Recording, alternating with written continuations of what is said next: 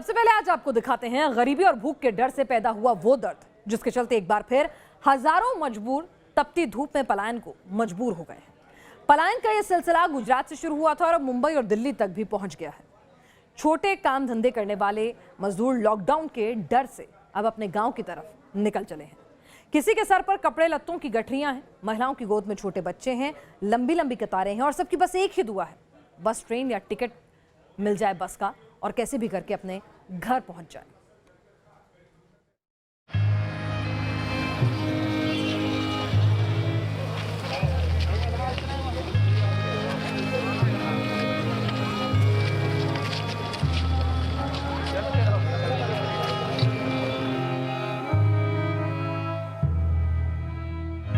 इन चेहरों पर डर के निशान हैं। इन आंखों में आने वाले कल की फिक्र है।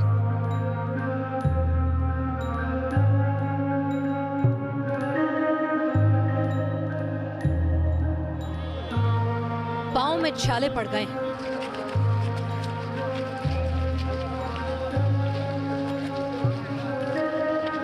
लेकिन मजबूरी है कि कदम रुकने नहीं देती।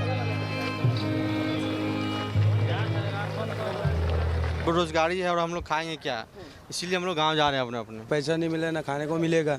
रूम का भाड़ा किधर से हम लोग लाएंगे और खाने के लिए पैसा कहाँ पाएंगे। पैसा पूरा फंसा हुआ है, वो छोड़ के जा रहे हैं। देश का कोरोना मीटर 1 लाख के पार गया। दिल्ली और मुंबई जैसे बड़े मेट्रो दोबारा वायरस की चपेट में आए तो अचानक गरीबों और मजदूरों का दिल दहल उठा और शहर शहर शुरू हो गया पलायन। सबसे ज्यादा पलायन मुंबई में नजर आए। मुंबई में गुरुवार सुबह से रेलवे स्टेशन और बस स्टैंड के आगे लोगों की लाइन लगनी शुरू हो गई। हर कोई मंजिल तक पहुंचने के लिए टिकट का इंतजार कर रहा था। कुछ ऐसे ही हालात दिल्ली के भी थे, जहां पूर्वी यूपी और बिहार से आए लोग अपने घरों को लौटने की राह तक रहे थे। एनसीआर के गाजियाबाद में भी मजदूरों का गांव लौटने का सिलसिला शुरू हो गया। काम धंधा खत्म होने का डर, पेट की भूख का दर्द। इस भीड़ में मौजूद किसी भी शख्स से बात करें तो ये दर्द छलक कर जुबान पर आ ही जाता है। पिछली दफा तो पहले से कुछ कमाए थे तो वो था हम लोगों के पास जो खर्च किए। इस दफा कुछ है नहीं, फिर जो पूरे तो 1 साल से लॉकडाउन के मारे सब लोग। पगार तो मिल रहा है लेकिन काम ही बंद है, माल मटेरियल नहीं मिल रहा है। इसके लिए मटेरियल सब मिल ही नहीं रहा है। काम कितना दिन चलेगा, 2-3 दिन में बंदी हो जाने वाला है। इसके लिए गाँव जा रहे हैं। हम लोग भी पे लॉकडाउन की वजह से पैसा नहीं मिले ना खाने को मिलेगा। अभी बाद में हम लोग भी देखे, अभी भी वही होगा, इसलिए पहले ही जा रहे हैं हम लोग। लॉकडाउन लगा नहीं तो फिर डर क्यों? दिल्ली में सिर्फ नाइट कर्फ्यू है तो फिर रोजी रोटी बंद हो जाने की फिक्र क्यों? ये जानने के लिए न्यूज नेशन के रिपोर्टर घर लौटते इन मजबूरों के बीच पहुंचे। मुंबई, देश की आर्थिक राजधानी मुंबई वायरस की सेकेंड वेव का शिकार हो चुकी है। आंशिक लॉकडाउन है, कई पाबंदियां हैं, बावजूद इसके पूरा लॉकडाउन नहीं लगाया गया है। तो फिर सवाल ये कि मुंबई से लोग क्यों बड़ी तादाद में घरों को लौट रहे हैं? ये समझने के लिए न्यूज नेशन रिपोर्टर विकास श्रीवास्तव पलायन की ग्राउंड रियलिटी समझने के लिए पहुंचे। अप्रत्याशित भीड़ इस समय जो है मुंबई के लोकमान्य तिलक टर्मिनस पर दिख रही है। कतारों में लगकर लोग अपनी अपनी ट्रेनों को पकड़ रहे हैं। तो ऐसे काम वगैरह बंद हो गया, हम लोग यहाँ क्या करें, बेरोजगारी है और हम लोग खाएंगे क्या, इसीलिए हम लोग गाँव जा रहे हैं। अपने बेरोजगारी कब से आई है? लॉकडाउन का तो ऐलान अभी हुआ है। 1 महीने से है। जब से पहले हंगामा हुआ कि लॉकडाउन लगेगा, अब से अब तक बंद है। सर हम बिहार जा रहे हैं, यहाँ हम लोग मुमरा में थे तो हम लोगों का हैंडवर्क का काम है और ये काम इस लॉकडाउन की वजह से बंद पड़ा। पैसा तो भाई समझ लो तो 3 महीना इधर आया हुआ गया, 1 रुपया भी नहीं मिला समझ लो तो, क्योंकि आगे मिला ही नहीं तो सेठ हम लोग क्या देगा। मुंबई को पूरी तरह बंद नहीं किया गया, बावजूद इसके लोगों के पलायन पर एक ही जवाब मिला, लॉकडाउन का डर। साल 2020 के लॉकडाउन की ये तस्वीरें शायद ही कोई भूल पाए। जनता कर्फ्यू से ही लोगों का पलायन शुरू हो गया था, लेकिन जब लॉकडाउन लगा तो रोजाना कमाकर रोटी खाने वालों के सब्र का बांध टूट गया। पेट की भूख ने मजबूर कर दिया। स्टेशन के बाहर लंबी लंबी कतारें नजर आईं। जिसको जो जरिया मिला वो घर गांव को लौट लिया। कहीं ट्रकों में भरकर कई परिवार वापस भाग रहे थे तो कुछ तो पैदल ही गरीबी के श्राप से बचने के लिए अपने घर को निकल पड़े।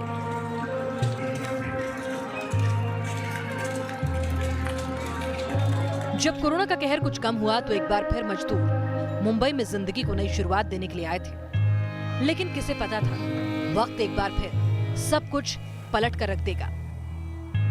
2020 की ही तरह एक बार फिर मुंबई में कोरोना के केस बढ़ने लगे। 2020 की ही तरह एक बार फिर बाजारों का सुनसान होना शुरू हुआ। रेहड़ी पटरी पर काम करने वालों को काम रोकना पड़ा। पिछले साल लॉकडाउन लगा था, इस बार कुछ पाबंदियां ही थी, लेकिन पाई पाई के लिए दिन रात जद्दोजहद करते इस तबके को ये मानो लॉकडाउन का इशारा लगा और फिर शुरू हो गया पलायन का सिलसिला। मुंबई के हालात पलायन के विस्फोट जैसे नजर आए। क्या देश के दूसरे शहरों में भी हालात और वजह ऐसी ही है? ये जानने के लिए हम आगे बढ़े। दिल्ली में भी कोरोना का इन्फेक्शन तेजी से बढ़ रहा है और दिल्ली में बाहर से आने वाले मजदूरों को नाइट कर्फ्यू किसी बड़े लॉकडाउन का सिग्नल लग रहा है। दिल्ली में रेलवे स्टेशन पर अचानक घर लौटने वालों की संख्या बढ़ने लग गई है। चाहे कोई भी ट्रेन में, लोग बस घर ले जाने वाले सफर पर निकलना चाहते हैं। कोरोना के बढ़ते मामलों को देखते हुए दिल्ली सरकार ने नाइट कर्फ्यू लगा दिया है। इस समय हम ग्राउंड जीरो पर मौजूद हैं और बताया ये जा रहा है कि रेलवे स्टेशन पे जो बड़ी संख्या में लोग हैं वो यहाँ से पलायन कर रहे हैं, खासतौर पे अपने अपने घरों में जा रहे हैं। वो लोग जो रात्रि नौकरी करते थे या फिर मजदूर पेशा थे और खासतौर पे उनका गुजारा रोजाना की दिहाड़ी से चलता था। साल 2020 में आंखें नम कर देने वाले पलायन की गवाह दिल्ली भी बनी थी, जब राजस्थान, पंजाब, हरियाणा से हजारों मजबूर पैदल ही गुर्बत से बचने के लिए निकल पड़े थे। दिल्ली से गुजरते हाईवे पर लंबी लंबी कतारें नजर आती थीं। कहीं पिता रिक्शे में परिवार को लेकर 2 वक्त की रोटी हासिल करने चल निकले थे, तो कहीं माएं अपने आंचल में बच्चों को तपते सूरज से बचाती नजर आती थी। रास्ते में कोई कुछ खाने को देता तो पेट भर लेते, वरना गीला कपड़ा बांधे कदम दर कदम मुश्किल भरी राह को पार करने की कोशिश करते थे। सिर्फ दिल्ली और मुंबई ही नहीं, बल्कि गाजियाबाद और जयपुर जैसे बड़े शहरों से भी पलायन की ये दिल दुखाती तस्वीरें अब सामने आ रही हैं। मानो डरा सहमा एक रेला सा है, जिसका सिर्फ एक मकसद है, आने वाले कल तक खुद को जिंदा रखना। हो सकता है कुछ लोग इस पलायन को बेबुनियाद डर करार दें। कोई शायद ये भी कहते, जब लॉकडाउन लगा ही नहीं तो ऐसी अफरा तफरी क्यों? लेकिन एक कड़वा सच है जो सबको कबूलना पड़ेगा। सच ये कि समाज की लापरवाही की कीमत ये मजबूर भर रहे हैं। कम पढ़े लिखे, कम संसाधन वाले इस तबके को कहां पता होता है कोविड से कैसे बचना है, लेकिन जिनको पता था उन लोगों ने लापरवाही बरती, मास्क छोड़ा, पार्टियां मनाई। कोरोना फैल गया, जिनकी जेब में पैसा था वो इलाज करा रहे हैं। पाबंदी और आंशिक लॉकडाउन से भी निपट लेंगे, लेकिन 2 जून की रोटी को तरसने वाले ये मजबूर, इनके पास तो एक ही रास्ता है, इनका गांव, इनका घर, जहां शायद पैसा ना हो लेकिन रोटी तो मिल जाएगी ही। Team news nation. और पूरे देश में चिंता है कि आखिर कोरोना जिस रफ्तार से बढ़ रहा है कैसे इससे निपटा जाए, और इस बाबत प्रधानमंत्री नरेंद्र मोदी ने मुख्यमंत्रियों के साथ बैठक की है। क्या कुछ कहा उन्होंने, आइए सुनते हैं। सुस्त नजर आ रहा है। ऐसे में कोरोना के केसेस की इस अचानक बढ़ोतरी ने मुश्किलें ज्यादा पैदा की है। कोरोना के प्रसार को रोकने के लिए फिर से युद्ध स्तर पर काम करना आवश्यक है। साथियों, इन तमाम चुनौतियों के बावजूद हमारे पास पहले की अपेक्षा बेहतर अनुभव है, पहले की अपेक्षा अच्छे संसाधन है और अब एक वैक्सीन भी हमारे पास है। जन भागीदारी के साथ साथ हमारे परिश्रमी डॉक्टर्स और health workers, health care staff ने स्थिति को संभालने में बहुत मदद की और आज भी कर रहे हैं। आप सभी में अपने पहले के अनुभवों का प्रभावी ढंग से उपयोग अपेक्षित है। अब आप कल्पना कीजिए कि गत वर्ष इन दिनों में हमारे हाल क्या थे। हमारे पास टेस्टिंग लैब नहीं थे, इवन मास्क कहां से मिलेगा ये भी एक चिंता का विषय था, पीपी किट नहीं था, और उस समय हमारे लिए बचने का एकमात्र साधन बचा था लॉकडाउन, ताकि हम व्यवस्थाओं को एकदम से जितना तेजी से बढ़ा सके और वो हमारी स्ट्रेटेजी काम आई। हम व्यवस्थाओं को बना सके, संसाधन खड़े कर पाए, हमारी अपनी कैपेबिलिटी बढ़ाई, दुनिया से जहां से प्राप्त कर सकते कर पाए और लॉकडाउन के समय का हमने उपयोग किया।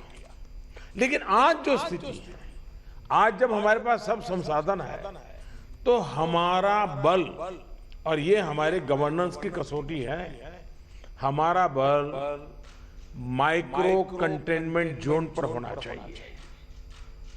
छोटे छोटे कंटेनमेंट जोन पे सबसे ज्यादा होना चाहिए। जहां पर रात्रि कर्फ्यू का प्रयोग हो रहा है, वहां मेरा आग्रह है कि उसके लिए शब्द प्रयोग हमेशा करें, कोरोना कर्फ्यू, ताकि कोरोना के प्रति एक सजगता बनी रहे। कुछ लोग ये इंटेलेक्चुअल डिबेट करते हैं कि क्या कोरोना रात को ही आता है। हकीकत में दुनिया ने भी ये रात्रि कर्फ्यू के प्रयोग को स्वीकार किया है, क्योंकि हर व्यक्ति को कर्फ्यू समय होता है तो याद आता है कि हाँ, मैं कोरोना काल में जी रहा हूं, और बाकी जीवन व्यवस्थाओं को कम से कम प्रभाव होता है। हाँ, अच्छा होगा कि हम कोरोना कर्फ्यू रात को 9 बजे शुरू करें या रात को 10 बजे शुरू करें और सुबह 5-6 बजे तक चलाएं, ताकि बाकी व्यवस्थाओं को प्रभाव ज़्यादा न हो। और इसलिए उसको कोरोना कर्फ्यू के नाम से ही प्रचलित करें। और कोरोना कर्फ्यू एक प्रकार से लोगों को एजुकेट करने के लिए काम आ रहा है, अवेयरनेस के लिए काम आ रहा है, तो हमने इसके तरफ ध्यान देने के। लेकिन मैंने पहले कहा, अब हमारे पास व्यवस्था इतनी हो चुकी है, माइक्रो कंटेनमेंट जोन, उसी पर बल दीजिए, आपको अच्छे परिणाम मिलेंगे। हाँ, उसमें जरा सरकार को थोड़ी मेहनत ज़्यादा पड़ती है, गवर्नेंस को टाइट रखना पड़ता है, हर चीज़ को माइन्यूटली ऑब्जर्व करना पड़ता है, लेकिन ये मेहनत रंग लाएगी, ये मुझ पर विश्वास कीजिए। दूसरी बात है, हमने पिछली बार कोविड का आंकड़ा 10 लाख एक्टिव केसेस से 1.25 लाख तक नीचे लाकर दिखा दिया था। ये जिस रणनीति पर चलते हुए संभव हुआ, वो आज भी उतने ही सटीक है। और मजा देखिए, उस समय सफलता हम ही लोगों ने पाई थी, तब संसाधन भी कम थे। आज तो संसाधन ज्यादा है और अनुभव भी ज्यादा है, और इसलिए हम इस पीक को बहुत तेजी से नीचे ला सकते हैं, पीक को ऊपर जाते रोक भी सकते हैं। और अनुभव कहता है कि test, track, treat, covid appropriate behaviour और कोविड मैनेजमेंट, इन्हीं चीजों पर हमें बल देना है। और आप देखिए, अब एक विषय ऐसा आया है, मैं आप सभी मुख्यमंत्रियों से आग्रह करता हूं कि आप अपने राज्य की मशीनरी के द्वारा थोड़ा अगर एनालिसिस करें, सर्वे करें, और एक सवाल का जवाब हमें मिल सकता है क्या, मैं इसको सवाल के रूप में कह रहा हूं। होता क्या है कि इन दिनों कोरोना में, ये थोड़ा वेरिफिकेशन का विषय है, लेकिन आप ही उसको राज्य में करवा सकते हैं। पहले कोरोना के समय क्या होता था, हल्के फुल्के सिम्टम्स भी लोग डर जाते थे, तो तुरंत एक्शन लेते थे। दूसरा, इन दिनों बहुत पेशेंट असिम्टोमेटिक है, और उसके कारण उनको लगता है तो ऐसे ही थोड़ा जुकाम हो गया, ऐसा हो गया, कभी कभी तो वो भी नजर नहीं आता, और उसके कारण वो परिवार में पहले की तरह ही जिंदगी जीते हैं, और परिणाम स्वरूप पूरा परिवार लपेट जाता है, और फिर इंटेंसिटी बढ़ती है, तब हमारे ध्यान आता है। जो आज परिवार जो इसमें लपेट में आ रहे हैं, उसका मूल कारण है शुरुआत एसिम्टोमेटिक से होती है और केयरलेस होती है। उसका उपाय क्या है? उसका उपाय है प्रोएक्टिव टेस्टिंग। हम जितना ज़्यादा टेस्टिंग करेंगे तो एसिम्टोमेटिक जो पेशेंट होगा वो भी ध्यान में आ जाएगा, तो परिवार में होम क्वारंटाइन वगैरह ढंग से कर लेगा। वो परिवार के साथ जैसे नॉर्मल जिंदगी जीता है वो नहीं जिएगा, और इसलिए पूरा परिवार जो आज सब लपेट में आ जाता है उसको हम बचा सकते हैं। और इसलिए हम अभी चर्चा जितनी वैक्सीन की करते हैं उससे ज़्यादा चर्चा हमें टेस्टिंग की करने की ज़रूरत है, बल टेस्टिंग पर देने की ज़रूरत है। और हमने सामने से टेस्टिंग के लिए जाना है, उसको तकलीफ हो और फिर टेस्टिंग करने के लिए आए और फिर उसको पॉजिटिव नेगेटिव मिल जाए, और वो मैं समझता हूँ क्रम हमारे लिए थोड़ा बदलना पड़ेगा। हमारे पास वायरस को कंटेन करने के लिए एक अहम तरीका है कि हम ह्यूमन होस्ट को कंटेन करें। मैंने पहले भी कहा था, ये कोरोना एक ऐसी चीज है कि जब तक आप उसको लेकर के नहीं आओगे घर में नहीं आता है। और इसलिए ह्यूमन सोर्स जो है हर एक को हमने जागरूक करना पड़ेगा, उसने नियमों का पालन करना होगा, ये बहुत आवश्यक है। और निश्चित तौर पर इसमें टेस्टिंग और ट्रैकिंग की बहुत बड़ी भूमिका है। हम टेस्टिंग को लाइट न लें। टेस्टिंग को हमें हर राज्य में इतना बढ़ाना होगा कि पॉजिटिव रेट कैसे भी करके 5% के नीचे ला करके रख जाए। और आपको याद होगा, शुरू में जब कोरोना की खबरें आने लगी तो हमारे यहाँ कंपटीशन होने लगी। वो राज्य तो निकम्मा है, वहाँ बहुत बढ़ गया, फलाना राज्य बहुत अच्छा कर रहा है, राज्यों की आलोचना करना बड़ा फैशन हो गई थी। तो पहली मीटिंग में मैंने आप सबसे कहा था कि संख्या बढ़ने से आप जरा भी चिंता मत कीजिए, उसके कारण आपका परफॉर्मेंस बुरा है, प्रेशर में मत रहिए, आप टेस्टिंग पर बल दीजिए। और वो बात मैं आज भी कह रहा हूँ, संख्या ज़्यादा है इसलिए आप गलत कर रहे हैं, ये सोचने की ज़रूरत नहीं है। आप टेस्टिंग ज़्यादा करते हैं, उसके कारण पॉजिटिव केस नज़र आते हैं, लेकिन बाहर निकलने का रास्ता वही है। और जो आलोचना करने वाले हैं, थोड़े दिन आलोचना सुननी पड़ेगी, लेकिन रास्ता तो टेस्टिंग का ही है। टेस्टिंग के कारण आंकड़ा बड़ा आ जाता है, आने दीजिए। उसके कारण कोई राज्य अच्छा है, कोई राज्य बुरा है, ऐसा मूल्यांकन का तरीका ठीक नहीं है। और इसलिए मेरा आपका आग्रह है कि इस प्रेशर से बाहर निकल जाइए, टेस्टिंग को बल दीजिए। भले पॉजिटिव केस ज़्यादा आते हैं, आने दीजिए, लेकिन उसी का तो हम उपाय कर पाएंगे। और हमारी टारगेट 70% 70% RT-PCR टेस्ट करने का है। कुछ जगह से मेरे पास खबर आई है, मैंने वेरीफाई नहीं किया है, कि कुछ लोग जो RT-PCR टेस्ट कर रहे हैं उसमें जो सैंपल लेते हैं उसमें बहुत लेथार्जिक है, ऐसे ही मुंह के आगे ही से सैंपल ले लेते हैं। ऐसा है, बहुत गहरे जाकर के सैंपल लिए बिना रियल रिजल्ट मिलता ही नहीं है। अगर आपने ऊपर ऊपर से ले लिया मुंह में थोड़ा सा डाल करके, तो जो रिजल्ट आएगा वो तो नेगेटिव ही आने वाला है।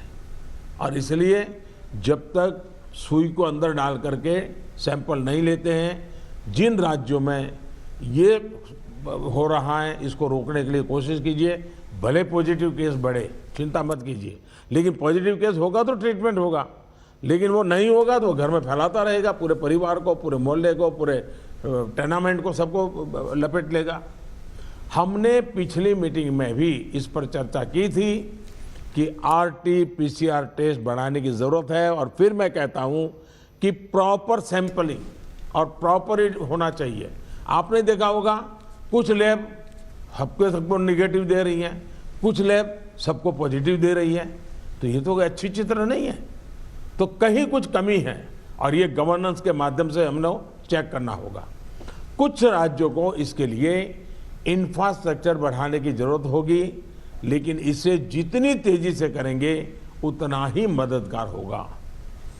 लैब्स में शिफ्ट बनाने की जरूरत करनी है, तो मैं समझता हूं इसे भी किया जाना चाहिए। साथ ही मैंने जैसे पारण में कहा, कंटेनमेंट जोन्स में टेस्टिंग पर हमें बहुत बल, जिस कंटेनमेंट जोन तय करें उसमें एक भी व्यक्ति टेस्टिंग के बिना रहना नहीं चाहिए।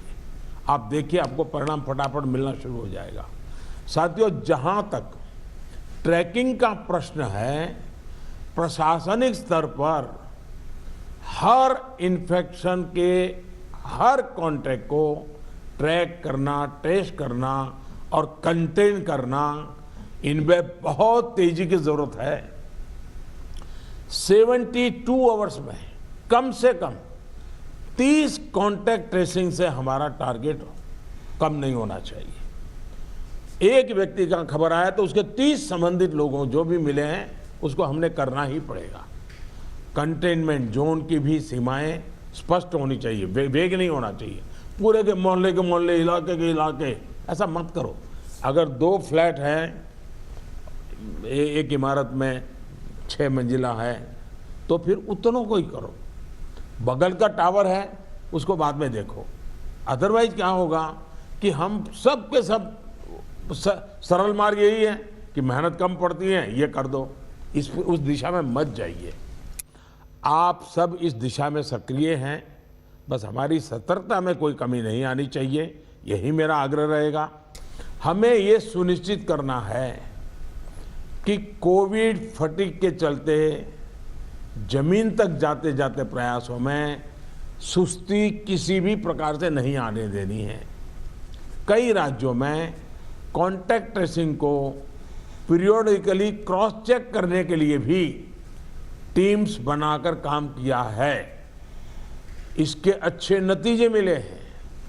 हम सबको ये भी अनुभव है कि जहां कंटेनमेंट जोन में हेल्थ मिनिस्ट्री की एसओपीज का, और मैं मानता हूं ये एसओपी बड़े अनुभव से तैयार हुई है और समय समय पर उसको अपग्रेड किया गया है, उस एसओपी का प्रभावी पालन हो रहा है, वहां बहुत अच्छी सफलता मिल रही है। इसलिए मेरा ये सुझाव जरूर होगा कि इस और विशेष ध्यान दिया जाए। साथियों, हमने चर्चाओं के दौरान अभी मोर्टालिटी रेट पर चिंता जताई, ये कम से कम रहे, इन पर भी हमें बहुत जोर देना है। और उसका मूल कारण यही है कि वो रूटीन लाइफ जीता है, मामूली बीमारी ऐसा मान लेता है, पूरे परिवार में फैला देता है और फिर एक स्थिति बिगड़ने के बाद अस्पताल तक आता है, फिर टेस्टिंग होता है और तब चीज़ें हमारे हाथ से निकल जाती है। हमारे पास हर हॉस्पिटल में डेथ एनालिसिस की जानकारी होनी चाहिए, किस स्टेज में बीमारी का पता चला, कब एडमिशन हुआ, मरीज को कौन कौन सी बीमारियां थी, मृत्यु के पीछे अन्य क्या फैक्टर्स रहे। ये डाटा जितना कॉम्प्रिहेंसिव होगा, हमें उतने ही जीवन बचाने में बहुत आसानी होगी। साथियों, मैं आपकी भी जानकारी में है कि एम्स दिल्ली हर मंगलवार और शुक्रवार को इस विषय पर वेबिनार आयोजित करते हैं और देश भर के डॉक्टर्स उनसे जुड़ते हैं। ये लगातार होते रहना चाहिए। सभी राज्यों के अस्पताल इनसे जुड़ते रहें।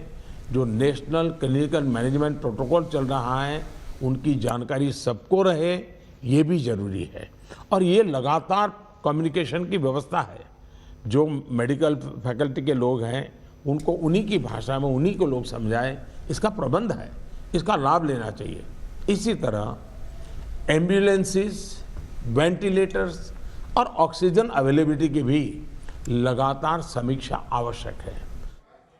तो प्रधानमंत्री नरेंद्र मोदी ने साफ ऐलान किया कि दूसरी जो वेव है कोरोना संक्रमण की, वो पहले से कहीं ज्यादा घातक है। कोरोना कर्फ्यू नाम दिया है अब नाइट कर्फ्यू को, और साथ ही ये भी स्पष्ट कर दिया कि लॉकडाउन नहीं होगा, लेकिन माइक्रो मैनेजमेंट होगा। माइक्रो कंटेनमेंट जोन जो है वो बनाए जाएंगे और कहा है टेस्टिंग राज्य सही से करें, झूठी नंबर्स ना दिखाएं, नंबर बढ़ते हैं तो बढ़ने दें, टेस्टिंग सही से हो, क्योंकि उसी से कोरोना रुकेगा।